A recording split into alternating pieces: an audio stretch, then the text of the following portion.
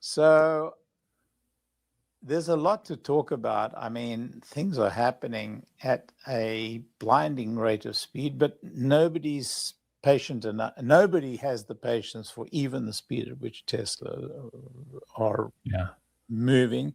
And the most important issue, I think, of the day is, of course, the Cybercab and robotaxi. So you're the guy to talk to about, what you think the schedule is going to be in terms of rollout and how it's going to play out over the next period until we have, nationwide millions of cybercabs, millions of robotaxis.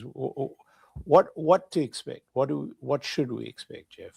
Well, I think we should expect the volumes of this to be very large. I think Lars offered that statement up on his own during our interview. He said, I don't think people are really taking in and understanding how big the volumes are going to be on Cybercab. Remember, this is someone sitting across the table that builds the highest volume EV and one of the highest volume cars in the world. And he said, I don't think people are understanding the scale of Cybercab. So like I said this in June. I think there's a 2 to 6 week window or so, 6-week window or so we're in. So I'm giving myself to basically around the end of July. I think it's fairly imminent. And the reason I think it's fairly imminent are a couple of reasons. One is just from my experiences in production and distribution of product, you are not distributing the product to the field unless you're confident in the product, its performance, and you're confident in the cost structure of distributing it there versus keeping it close to your factory. If you have a problem with the product and you want to keep the lowest cost of inventory, you want to keep the lowest cost of any repair, rework, or cleaning, you would keep it close to the factory. So the fact that we're seeing dozens and dozens in many different cities, so probably hundreds of Cybercabs already deployed. This is more than just test vehicles. Some of them are test vehicles, which are needed for each city, but a lot of this are, I believe, production samples are going out. And of course, we had the something very cool coming commentary from Lars in our interview. Looks like it came 48 hours late, which is an eternity in the Tesla 24/7 community. We were being harassed, but it is actually a very big deal. That's a sign. That's a milestone. That's a sign that launch is imminent. If they're giving, remember, employees are real people. So if they're giving these rides and employees are testing, they're doing cycles over and over, it looks like it's imminent. Of vehicles that have no steering wheel, that have no pedals in them, and they're just, they're doing rides over and over again in the Austin area. My guess is that'll start up in other areas too. So for that reason, and the fact that they're distributing, it tells me that they're very close. Of course, we have all these things running on the ancillary, whether it's regulatory or it's their operational readiness, and of course, the readiness of FSD software, which we just got another release pushed to our personal cars overnight for the early access, the 3.5. So in Cybercabs, we know is ahead of that. So they've got a build that's ahead of that in capability. So looks like this is moving along, and this isn't. It looks like it's imminent. So my bottom line is, I believe that Cybercabs will be giving rides to people this month, by the end of this month, and I believe the ramp up from there. The factory ramp up has been dozens in April. It started in April, if we remember, dozens of cars. May, maybe hundreds of cars. June, I'm talking about the rate in the factory, now getting into the thousands potentially. And I still believe by the end of this new quarter, we're in third quarter, that they will be producing at a rate of, many thousands, basically to the point where every week they would be producing or more, the Waymo fleet, and then many times that by the end of the year.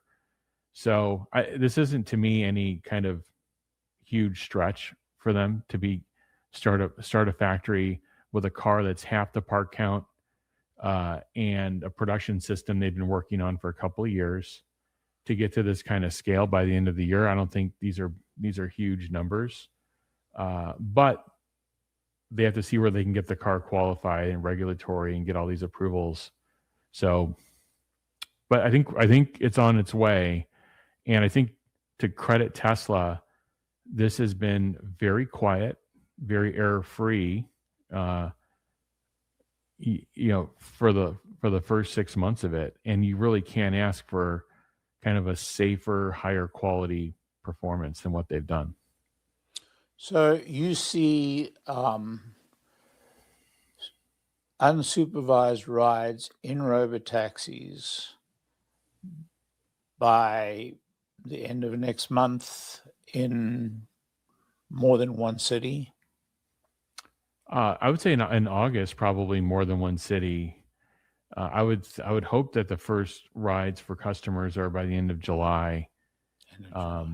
So I don't think Lars and his engineering team were in Austin for a reason, and they want to see these things themselves. They want to experience it. They want to do any fine tuning.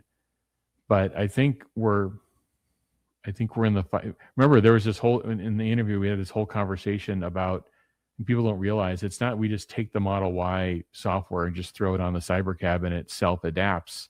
There's an engineering translation layer that has to happen to get all of that right for FSD. And so I think they're in the final throes of that. Everybody sees these vehicles and they think it's just testing. Well, part of it's testing, part of it's actually tuning of the system to fit Cybercab. And I think it's rather imminent. All of it makes sense, because you wouldn't start.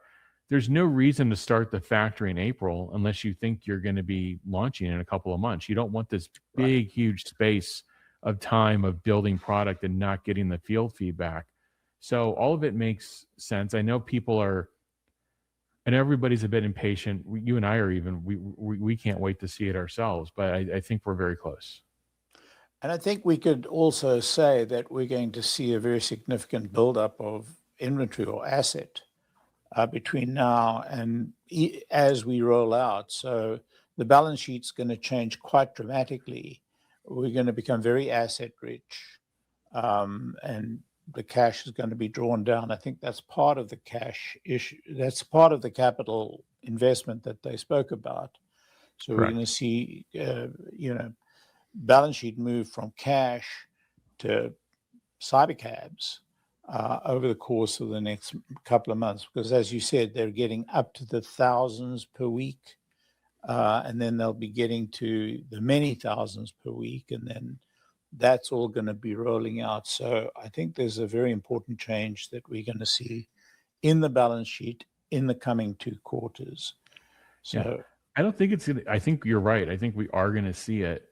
But Tesla has this pattern that they go through where they draw down inventory at the end of the year. They usually end between 12 and 17 days. They build it up in Q1. It's 25 to 30 days. And now looks like they ended Q2 17 or 18 days. And so if they add, remember, this car is cheaper to build. Not in the beginning, by the way, but it will be cheaper to build from an asset perspective. So if they add 5 or 10 days of inventory, that could be many tens of thousands of these, which they're not going to do in the third quarter. Well, they'll start down that path. I just think there's a way for them to kind of normalize this. It's not like they're going to get to like 40 or 50 days of inventory. I don't think that's going to happen. But it'll be interesting to see the model and how they book that over time when they get the really, really high volumes. Yeah, but Jeff, they're going to move from inventory to asset. I mean, they're not going to stay in inventory, so they're going to become a fixed asset, right? That's true. Yeah. And so that's really where I'm going. And so that's their big capital spend this year, I believe. It's part of this very large capital spend this year. I mean, they are building a few very large factories all at the same time, but they should get a very quick payback. Yes, that is true, and the return on capital is going to be very high indeed for those cars. What do you think their cost per Cybercab is going to be? Well, I think when they get to terminal, they get to their final rate, I would love it if it was somewhere between 17.5 and like 19 and change. I'm hoping that's where they land. And I think it's very possible that they did. So we'll just have to see. In the beginning, it's going to be a lot messier, but I think when they really get the peak velocity, they should be able to get down to that level.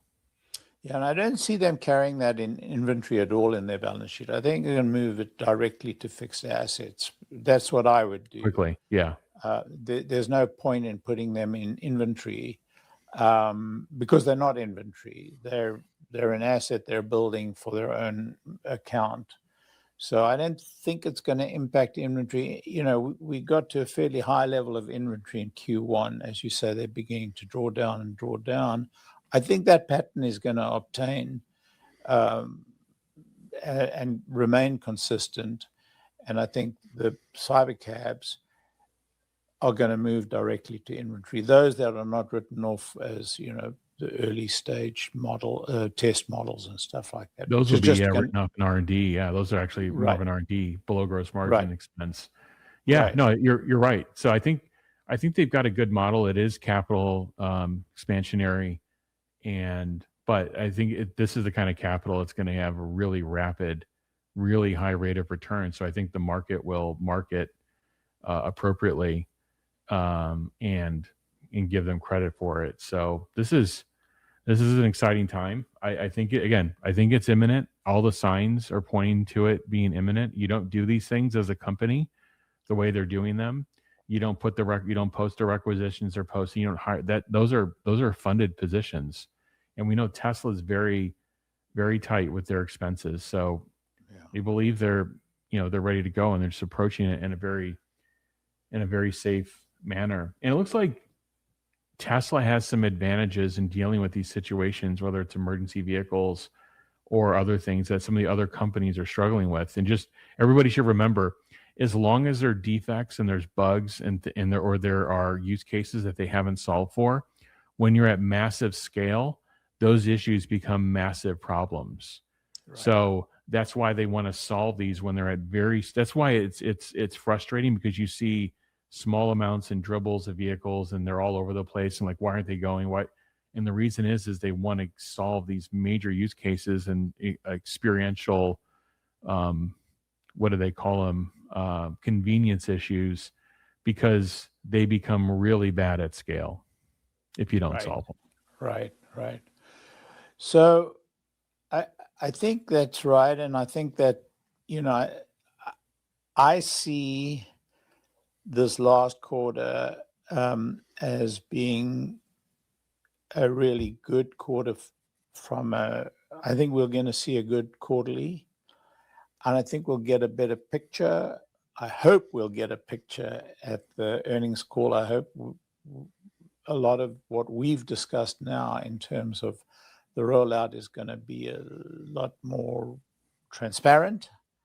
But in terms of the year, I expect we're going to see an excellent year.